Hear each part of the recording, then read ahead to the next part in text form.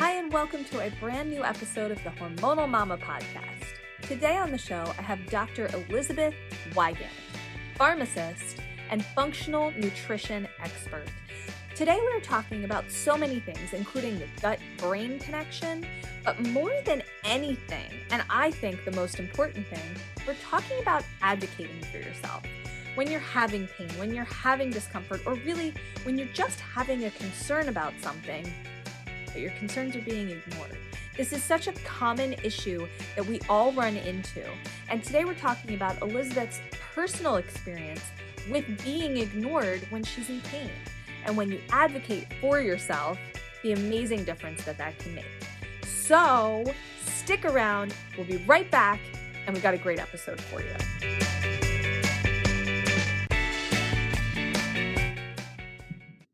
Elisabeth, welcome to the Hormonal Mama podcast. I am psyched to have you here today. So welcome. Thanks for being here.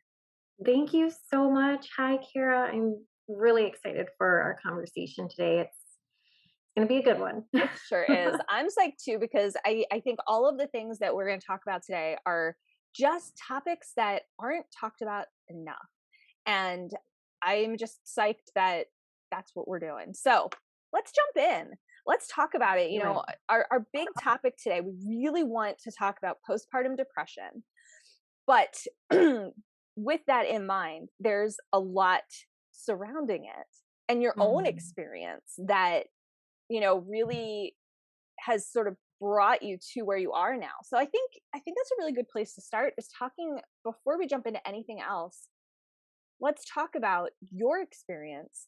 You know, I know you had said that your first labor and delivery were kind of the triggers for all of this. So let's talk about it. Tell me a little bit about that.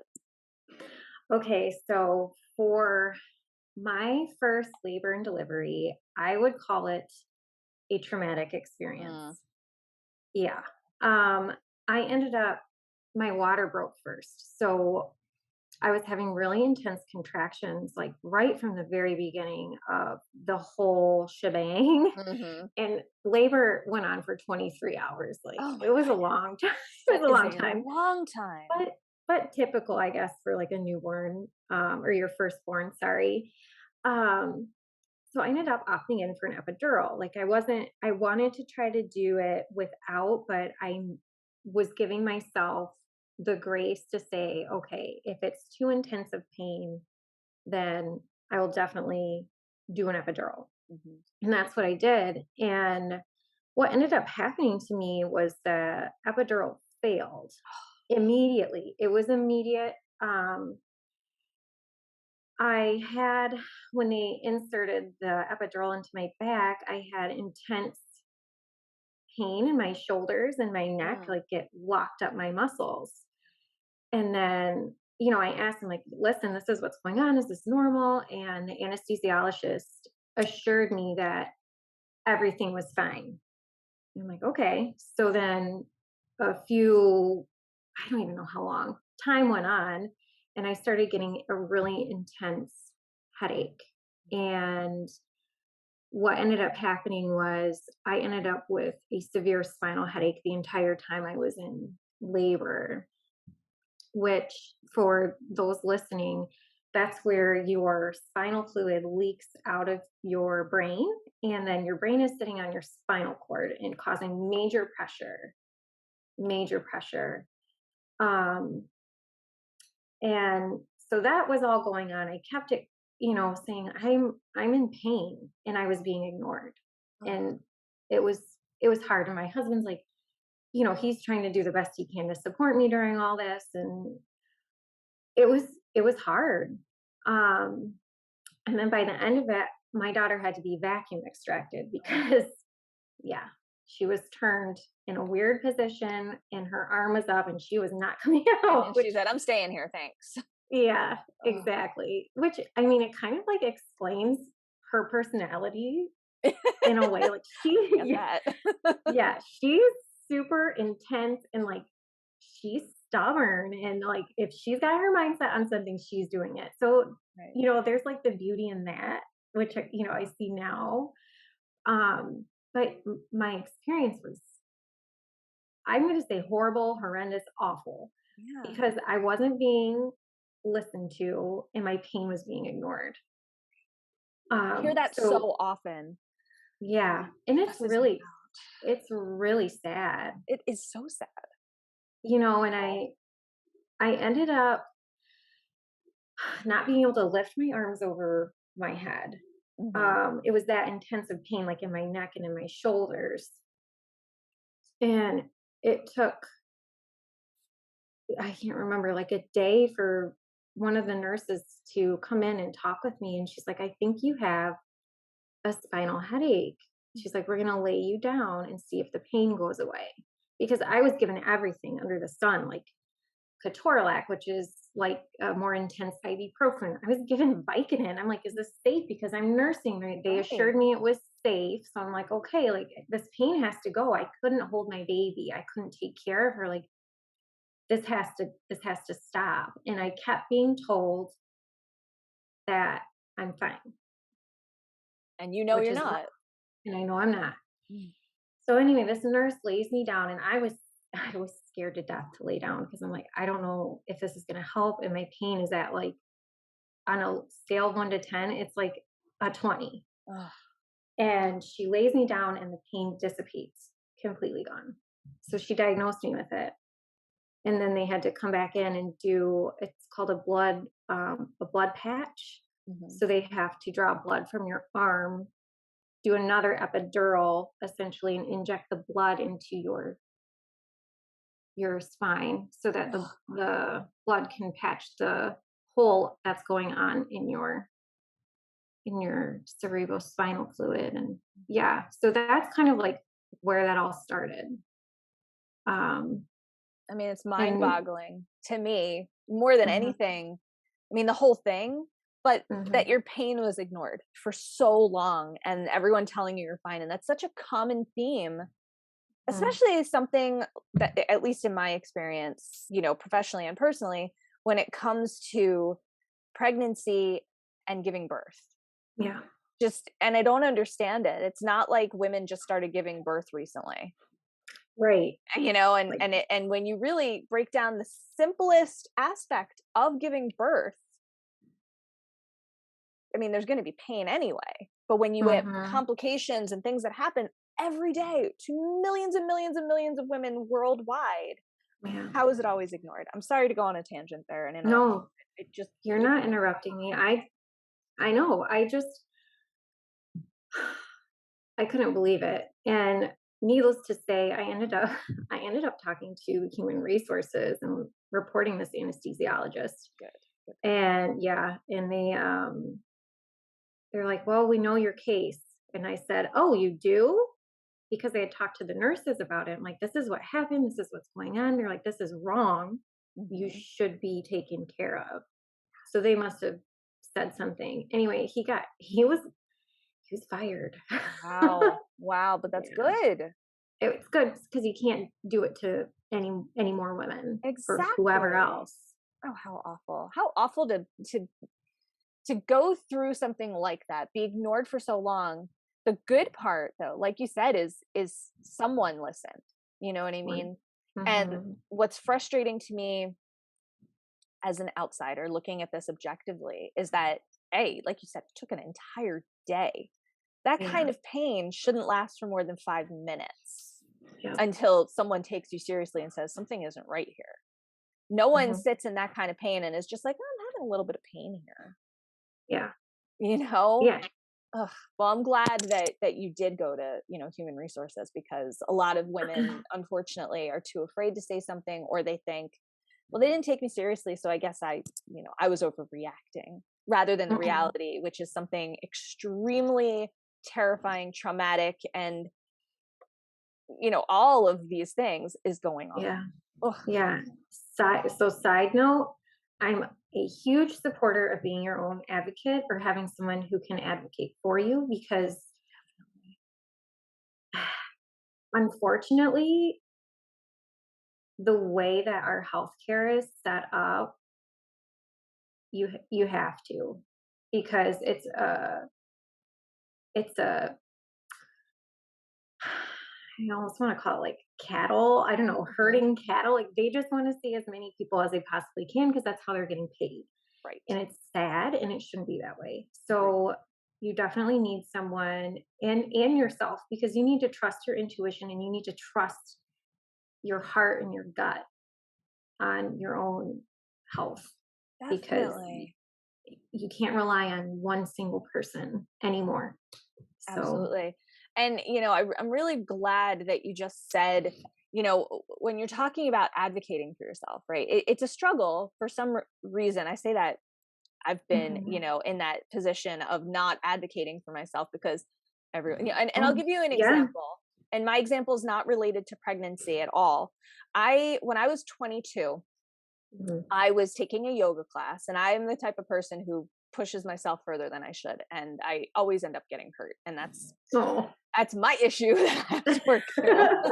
I can't blame on anybody, but I Uh, was doing cobra pose, right, laying on my stomach yeah. and pushing up, and something happened in my back, and I remember the face I made. I went, and Mm. I couldn't move. And I've never experienced pain like that. And I kept saying, somebody needs to call 911. Somebody needs to call 911. And everyone's like, I don't think anyone needs to call 911. You're doing yoga. And you just pushed Yeah. yourself a little too far. And I was like, I can't move right now. Somebody needs to call 911. And nobody listened to me. And I was young and I was like, okay, but I mean, I'm like, I can't stand up right now. And they were like, you'll be fine in a few minutes. And the reason I bring this up is because this started 8 years of severe lower back pain that would, well, debilitate me, usually for about a week. It would happen, and I'd be like, this is that same pain I had in that yoga class, and I wouldn't be able to stand. I went on a trip with my boyfriend at the time to Hawaii, and whatever happened the night before we left. I spent the first 2 days of our trip in a wheelchair because I couldn't stand. Yet still, nobody would take me seriously. And it wasn't until my husband, Mhm. who was not my husband at the time, he was my boyfriend, and it was a Friday night, and we were like getting ready to plan some like fun thing that we were gonna do. And this is 2022, so this was about 12 years ago. Mhm. And something happened where I was suddenly I crashed to the floor and I was in tears, and he was like, "What's the matter?" And I was like, I can't stand up. I couldn't stop crying. He's like, "All right, well, let's get in the car and go to the hospital." And my first thought was, "What? Someone's telling me I'm not overreacting? What's talking? What? Wait." Yeah. I had spent years going to my doctor. She kept telling me it was fibromyalgia, it was arthritis, it's this, it's that. Mm. We went into the emergency room. They were giving me pain medication. Nothing was helping until finally on, I think, my third day, they had admitted me to the hospital because I couldn't feel my legs. I couldn't do anything. Finally did an MRI, discovered I had a herniated disc. Yep. That was the cause of all of it. For the past 8 years. For 8 years, nobody listened to me. My doctor, who was a That's woman, awful. didn't listen to me. And I know we all know our bodies. And I tell you that, that's, believe it or not, that's the abbreviated version of the story. Yeah. But that's the thing is, it took me so many years of everyone just shooting me down. My own doctor, my Mhm. mom, it seems to be a genetic issue in my family because my mom had the same thing happen when I was 17, and I saw it happen to her. I heard her Mhm. pain. I saw her not be able to stand up. I saw my dad take her to the emergency room. I saw all this stuff happen, and it's just so mind-boggling to me that it took 8 years until my husband, who wasn't even my Mhm. husband at the time, saw me in that pain and was like, let's get you right to the emergency room, hun, because Yeah. something's not right here. And anyway, I just share that because advocating for yourself, you have to. And Mhm. I didn't advocate enough for myself. I believed Yeah. everyone telling me, I shouldn't say that, I didn't believe that they were telling me I was okay, but I trusted what they were Yes, telling that's the thing. You're putting your trust in this person or these people. And if you're not satisfied with the answers that you're getting, PS, you don't have to continue to go to that doctor, to go to whatever it is you're not happy with. You need to find the right fit, me. right? Exactly. Yes. And man, we could talk about that too. I know. I was just thinking about that. That could be a whole nother podcast interview because you wouldn't believe how many people have told me a similar story. The underlying tone is they're not being listened to. They're not being cared for in the right way. Exactly.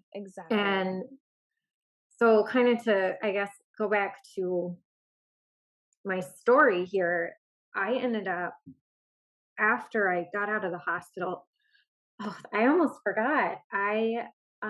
We got to go home and, caring for the baby. I was put on Furacet, which is a medication for migraines, to help with my spinal headache, just to make sure everything was okay in case it came back, because it should heal on its own. But in my case, it was just a really severe form of it.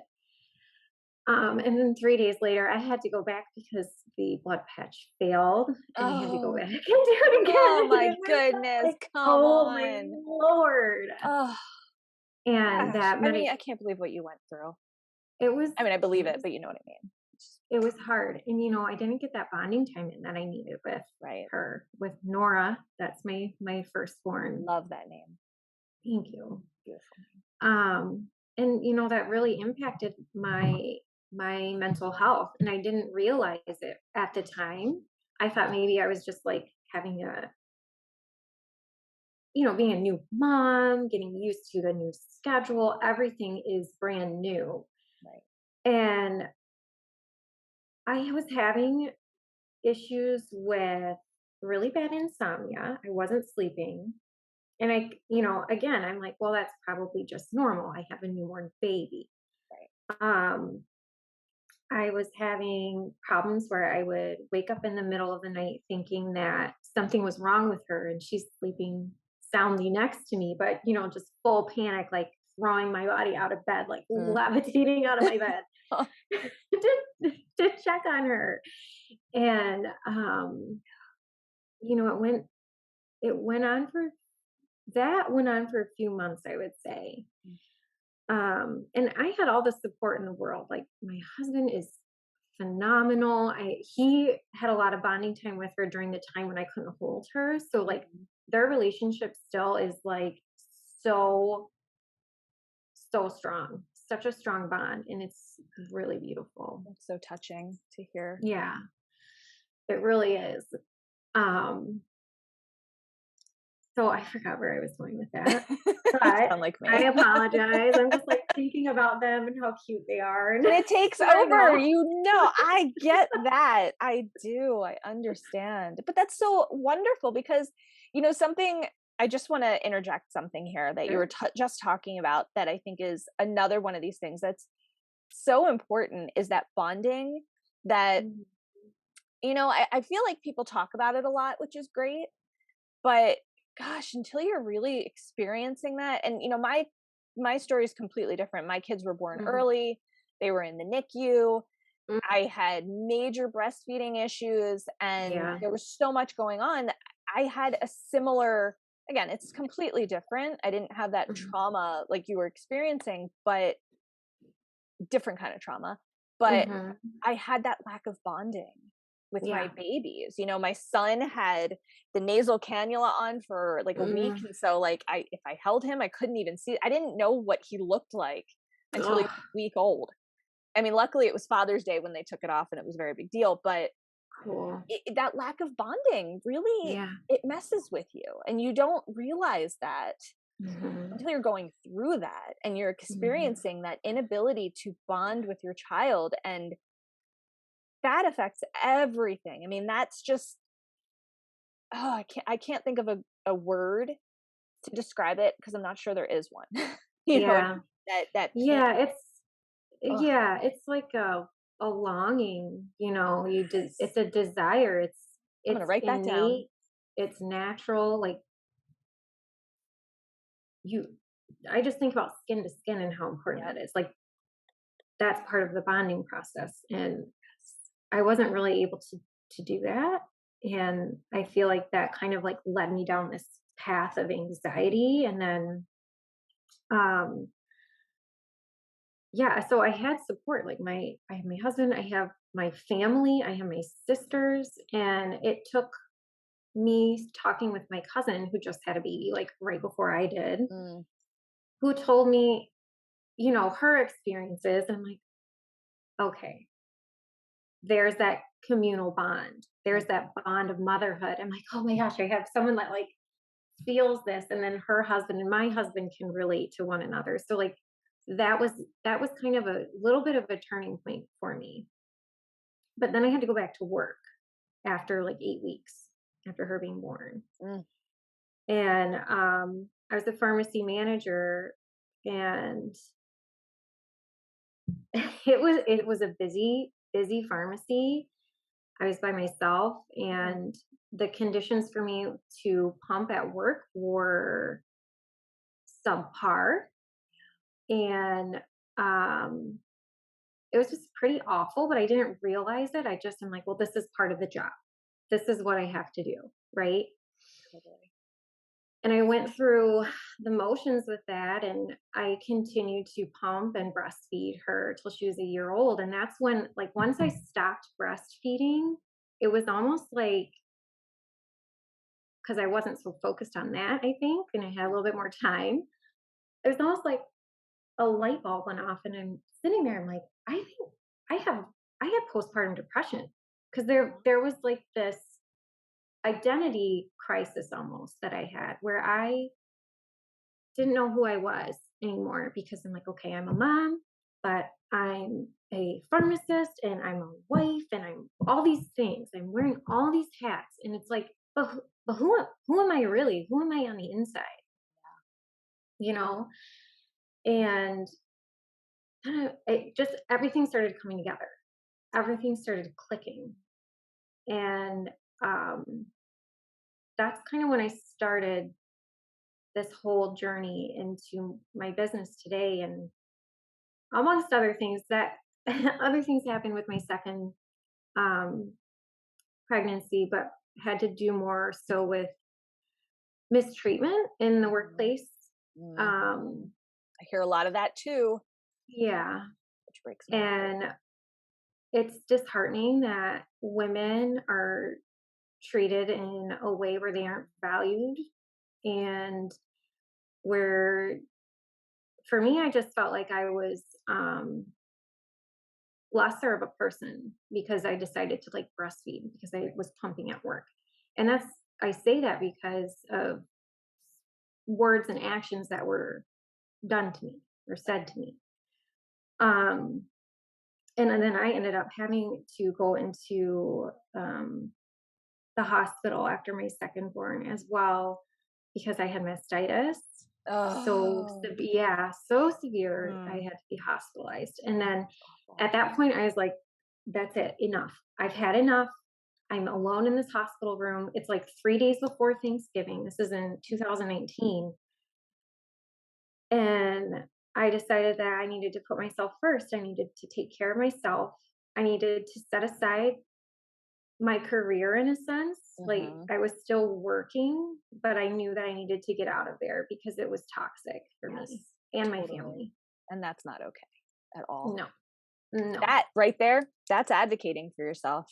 Yeah, Seeing it and realizing can't do this anymore. And that's no. hard. It's hard to make that decision, but man, to me, when you can be so empowered to say, I'm done with this. I deserve Mhm. better. My family deserves better. That's huge. That's powerful. Yeah, And right. good for you, Thank you. seeing the light, if you will, for lack of better words, because Yeah. it's hard to see it. It's hard to say, okay, I'm going to Mhm. leave this toxic environment, and I'm going to do something meaningful, which you're Yeah. doing now, which is incredible. So Yeah. actually tell me a little bit about what your business is now, what you do for women. I know we talked a little bit before we started recording about your group Mhm. program Flourish, about your Yes. gut health masterclass.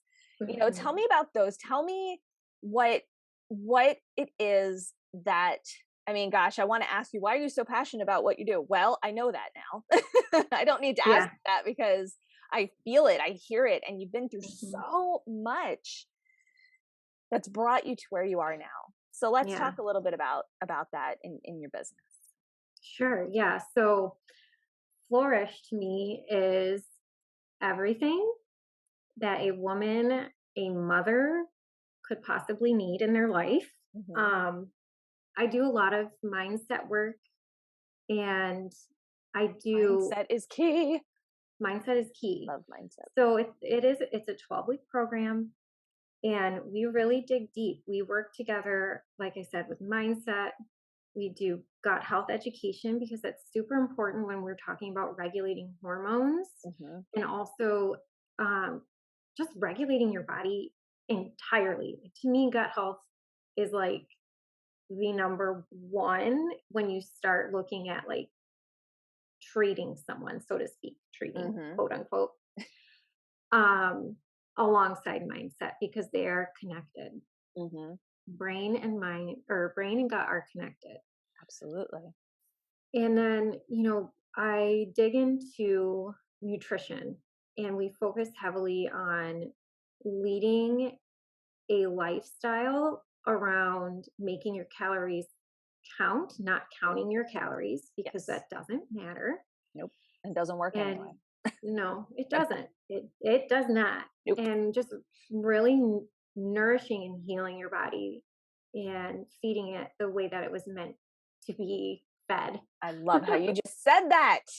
I don't mean to yell, but I'm excited because that's exactly right. Yes, Exactly right. yes, That's so awesome. yeah. And I mean, there's a lot of other things that I do within there. I do movement recommendations and then also supplement recommendations, and I incorporate lab work into there as well, just so I can get an idea of, I do a gut health panel and then a nutrient panel to see if Hmm. there's any deficiencies going on. That's key. Yeah, yeah. And so I practice functional medicine and functional nutrition, and that's looking at someone as a whole person, right? Because Absolutely. we've decided in Western medicine to compartmentalize our body systems, but you can't do that. No, no, they all You're, work together. they all work together and your cells Absolutely. communicate. So you have to treat a person as such. And that's why I incorporate so many factors into my program because it's all essential. Yes. Yes. Girl, I get really like intensely excited about that because that is, in my opinion, the key. Something just Mhm. this is just a side note. Something that I learned a really long time ago when I was a brand new student in massage therapy school. I was 21. Yeah, Mhm. because oh, look at that. 20 years in March. It'll be 20 years in March since I graduated. I Yay! can't believe that. It blows my mind. Wow, that's really crazy. But that was Mhm. one of the things that I learned, and I was young, 21 years old. You're still new Yeah. to everything. And all I had ever known about was Western medicine. I never knew anything Yeah. about Eastern medicine. I just didn't, just no for not for any specific reason. But as I was going through massage school, I was like, learning about the body systems, understanding them, but not just each one, understanding how they all work together to Yep. create this organism. You know what I mean? It's not, Mhm.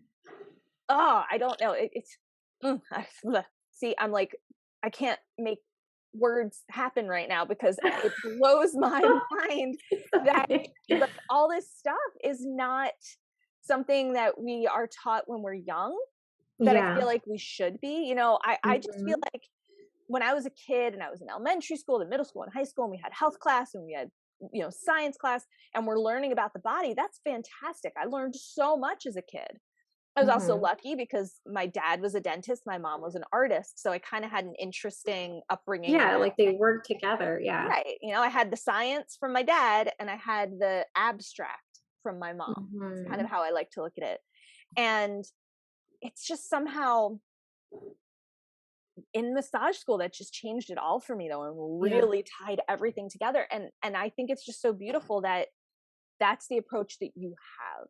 is, Thank you. that holistic is such a broad term, even though it's not, you know what I Mhm. mean? But Yeah. when you talk about functional medicine, that's functional medicine is something I've only learned about really within this past year. I've spoken Mhm. with various functional medicine practitioners doing different types of things. And gosh, like, why isn't this a bigger field? Why Yeah. isn't this something that more people do? So I think it is fantastic and incredible that you do. I'm over here taking notes. You probably see my screen shaking every so often because Oh, you're fine. I get very excited when I write. And here I am taking all these notes because I think it's so cool that, how can I word it? The first thing you mentioned was mindset, which is, Mhm. gosh, something that I've learned. If you're not working on your mindset, you might as well just not do anything. I mean, that sounds dramatic and I don't really mean it No, like but that, but no, it's not. I it's just the can agree with key. you. I feel Yep. like that's the first thing. But what I think is so fantastic is that you do this blood work, that you do the Mhm. gut um, panel and the nutrient panel, because those are important. Those are very important. And another thing, I'm like so excited here. You were talking about gut health, how the gut and the brain are connected. And I'm, what am I trying to say? I'm like flabbergasted that it seems that this is a new thing that people are Yeah. talking about when it shouldn't be a new thing. It should be just logic. Yeah. Not saying like, well, you should just know. I don't mean that. What I mean by that is, again, I feel like this is just something that people should be educated about when they're young. Because I feel like Yes. if you learn about this when you're a young person or even just a child and you're in school learning these things, how much healthier would so many of us be in general? Forget about the Yep. specifics, just in general. Other things are going to happen in life. You can't avoid that. But okay, here I am going on and on and on because No. I'm so excited to hear that this is what you do. I Yeah. just think it's incredible. I Well, do. I love your excitement because I feel the same way. Like, this is what I want my girls to learn. This Hmm. is how I want them to understand how to be not healthy, well, healthy, but like be well, right? Yes. Yes. And For it's sure. just things will have to start changing. And the only way to do that is to start talking about it, which is what you're doing here, right? Yep. And Absolutely. this movement of functional medicine has been a long time coming. And I honestly feel as though the pandemic, I know I'm sure you've like maybe this has come up on your podcast, but the pandemic has awakened so many people in Sure different has. ways. Oh, yes. In different ways, right? Absolutely. It's been a time of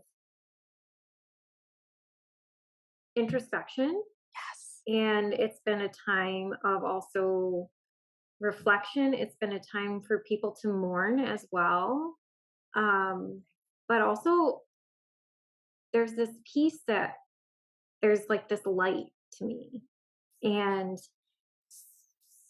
like I said, people are waking up. People are like, okay, well, maybe I need to slow down. Mm-hmm. Maybe what's the most important thing is to take care of myself, be with my family. Those are the things that matter. Yes. And being happy in your life and being healthy and just You are speaking my all language. You yeah. are, because that's, even on a personal note, you're Mhm. absolutely right. Pandemic has completely changed my life Me in too. both bad and good ways. For me, the good is that I have the opportunity to work from home, Yep. be with my children. My husband, because he has severe, severe asthma, Mhm. and he has a very strange type of asthma that developed later in life, that he was super high risk. Well, I guess he still is with COVID, but he couldn't work because he was a teacher, but he was Yeah. working at CVS where they were starting to do testing and all of this stuff. And I was like, you can't work. In the beginning of the pandemic, I was like, Oh, you cannot go in. You have to be home. I'm not taking that risk. yeah. We're living at my parents' house. My parents are in their 70s. Obviously the variants have changed things, but in the beginning, I Mhm. couldn't risk my parents or my children or my husband. I Yeah. was the only one who wasn't high risk.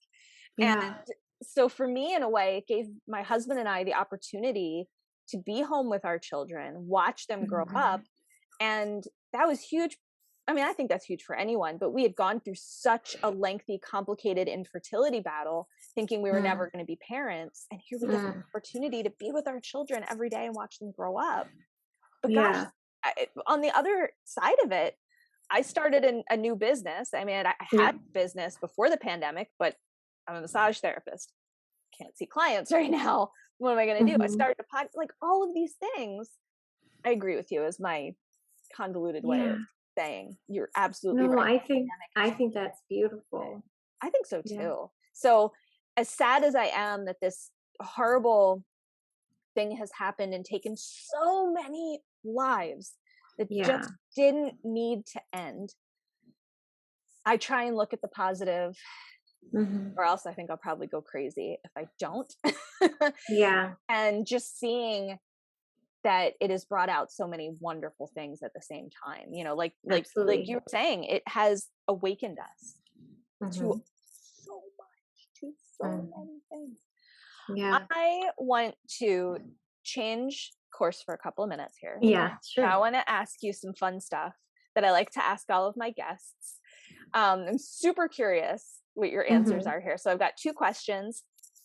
I will give you them both and you can answer in any order you'd like. My first question is, who are three people who've had the most influence, who you found most inspirational in your life? Mhm. They can be anybody, because Okay. inspiration comes from places we don't always expect, and sometimes it comes from places we do expect. And then the second question, and this one I really love, and it's really weird, but I love it. If you could have, I always use dinner party as the example, but it's really any, if you don't like dinner parties, some people don't, and that's fine. Whatever activity or something where you can be with other people. Mhm. Three, I'm going to say people, but I don't necessarily mean people. They can be anything you want. Things. They can be things. They don't have to be people. Whoever, who or whatever that you Uh-huh. would invite to this dinner party or whatever, who would those three, I'm going to say people in quotes, who would they Mhm. be and why? So the floor is Okay. yours. I'm very interested to hear your answers here. Okay, so this top 3 people that have inspired me.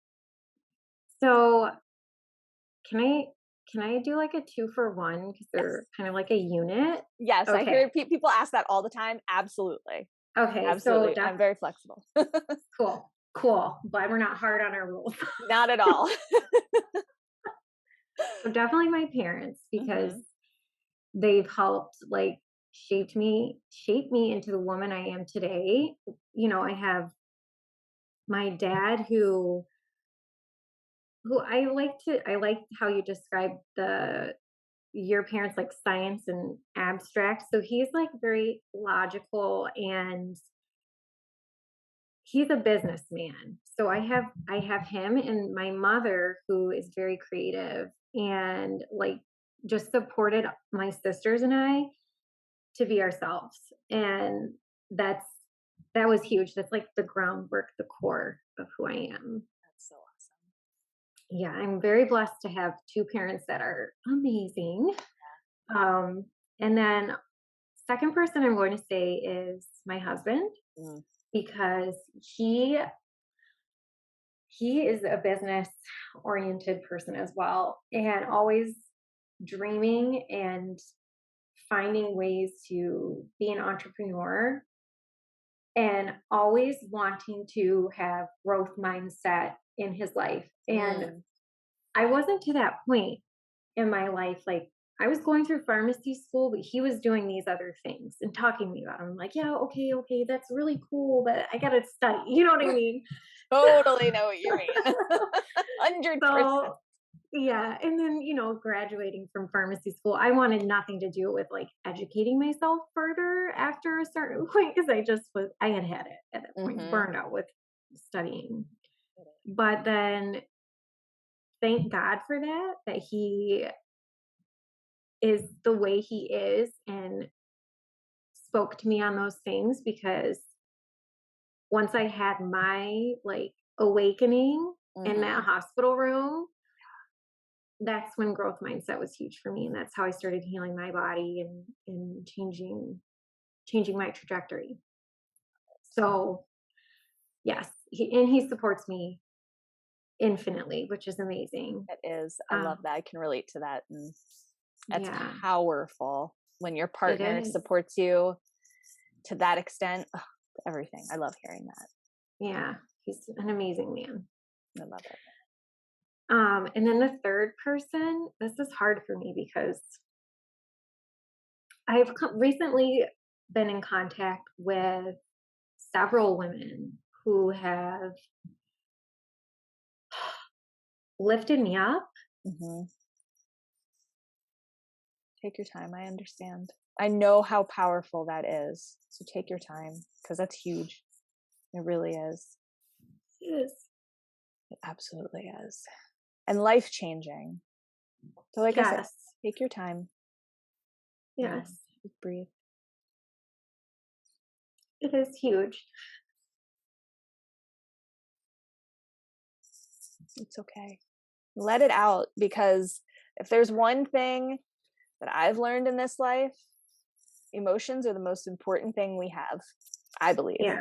And I'm an ultra emotional person. I am too. I am like seeing your tears right now and hearing what you're talking about. You can't really see it, probably because my light is so bright in my face, but tears in my eyes right now. My eyes are kind of stinging because I can feel why you're emotional about it. And you haven't even said it yet. That's the thing. I get it. And it's an important thing to be able to feel those emotions. It is, for sure. And you know what? It's so funny because like the person I'm going to say, if she listens to this, which I'm sure she will because she's awesome, she's been like, oh yeah, that's Elisabeth. She's crying because I'm just a cry. That's me. You're allowed to like that way. Like emotion yes, it overcomes me, and like it doesn't matter if it's happy or sad. Like I will just start crying. Absolutely. Preaching to the choir over here. Oh my goodness. I cry so much. The kids when I was little, because I was like this when I was little, and I was super emotional.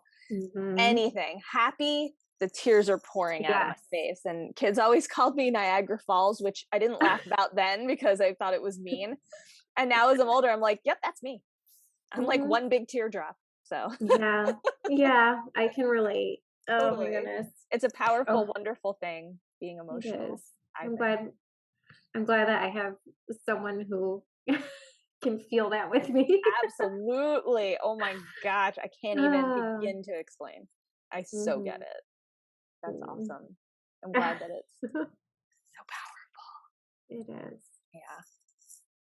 So my third person who's inspired me is, her name's Rebecca Caffiero. And she came into my life actually this summer, and she's my business coach now. Nice. Very. And I've learned so much from her, but she doesn't only focus on business. She focuses on you as a person too, which is huge. Yes. That is huge, definitely. Like taking care of yourself so that you can take care of your business in the right way. Yes. So she's been a major blessing in my life. Like, that's incredible. I love it. Huge. And she's very giving and just gracious, and I love people like that. Yeah. They're hard to find. Like, that's what's weird though. It's like they're hard to find, but there's also so many more people who have that kind of soul than we realize. That's what makes it frustrating, that they're so hard to find. Yeah, you have to. So I was kind of reflecting on this, and like, I don't know what you believe in. Like, if you believe in God, if you believe in the universe, if you believe in whatever, you have to be open to like experiencing signs that God or the universe is giving you. You know what I mean? I do. And for me, it's kind of like the introduction to her, and then just the progression that I've had being, being able to work with her has allowed me to become who I am meant to be. And Oh, you so have powerful. Oh, I feel like I'm going to cry right now because what you just oh dear. like, chills because it Yeah, just, I don't mean to interrupt. I'm sorry. I'm just so you're fine. touched by what you're saying. I Thank really you. am. It's, Yeah. I love that. I mean, there's always communication between you and whatever higher power you believe in. You just have Yeah. to, you have to look, you have to keep your eyes open, keep your heart open. Yes, It's keep your heart everywhere. open. I'm gonna make a note of that because you are correct. Because if you don't, Yeah. how can you? I can't think of the right word, but I get what you're Yeah. saying. Yeah. I Yeah. stumble over my words if I You try. have to be able to receive. Like that's how you receive is through your heart. Yes, that should Mhm. be your tagline or catchphrase or something because man, that is true. Mhm. Gosh. Well, those are, I always want to say, oh, what great people you chose. And that's such a silly answer because like this is such a personal question, but I think it's such a fun way to, well, to get to know yourself, not just for me Yeah. or our audience to get to know you, but I feel like asking yourself these questions really like you dig so deep and you You do. learn so much about yourself, which is why I like Yeah. asking the other question too, Yes. because it's like these questions are so different, but Mhm. they kind of walk the same wavelength in a way. But the second one is more fun, Fun. but Yeah. not always. I've had people invite the same inspirational people to their dinner party. I've had Mhm. people invite spirits to their dinner party. I've had people invite animated characters. I asked myself the questions and I invited a dragonfly to my dinner party. That's a So fun one. I like dragonflies. dragonflies, they're like part of my soul. So for me, Yeah. I was like, yes, I'm going to have a dragonfly. But it's really fun to think about also. So Mhm. wait, who would your three people slash beings slash objects be? Okay. Oh gosh, this is I such know. a good question. It Oh, really good. I'm is. glad you like it. I People do to like because the question, which makes me happy. yeah. Well, if you think about it like dinner party, well, I wanna be around people that I can pick their brain, right? So, Totally. and then also have a good laugh. Mm-hmm. Um, so I definitely would have Eliza Schlesinger. She's a comedian. Mm-hmm. I love her. Have you heard of her? I have it. I'm writing it down right now so I can look her up because I'm huge. I like You like comedy, how to comedy? get through life. Yes, So for I'll have sure. to look her up for sure. So I would have her. She's also an intellectual. So she's not only funny, she's really freaking smart. Those are the people I really like. They're my Yes. favorite. Yes. So I would have That's cool. her because we could have some fun banter back and forth with everyone. Mm-hmm. Um, I would also have, oh my gosh, this is like really hard. I know. I really make Um, people think with this one. yeah. So I would have, oh, picking brains. There's a lot of brains I'd want to pick. Seriously. I I get think it. I do. Tom Bilyeu, Oh, I know he him. Mm-hmm. yeah, I really I follow like him. his podcast is really good. Yeah. I follow his wife Um, too.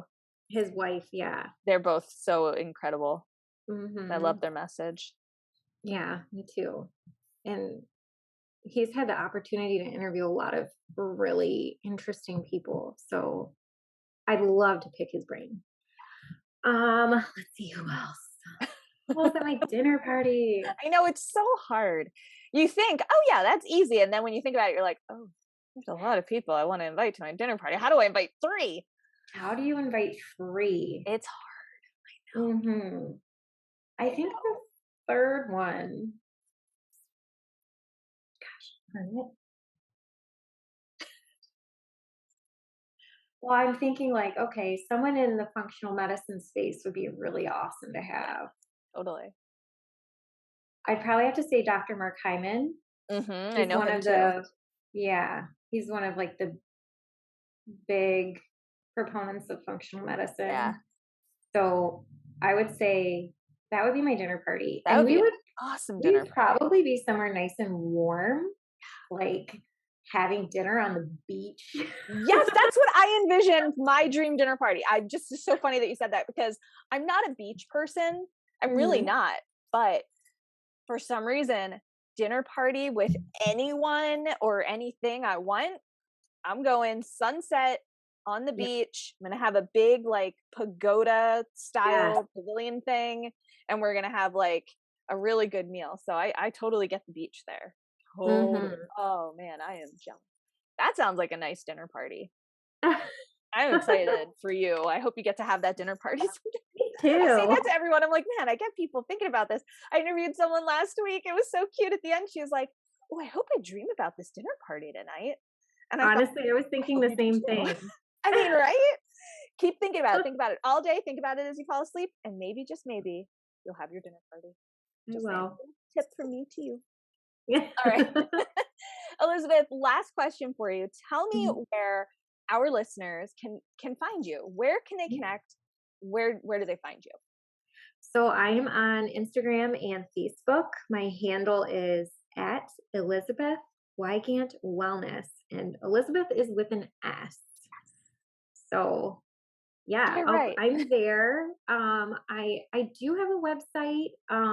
You can reach out to me on there, but it will soon be changing, and there will be a redirect anyway. But my website is biolavihealth.com currently, but like it's changing in a couple weeks.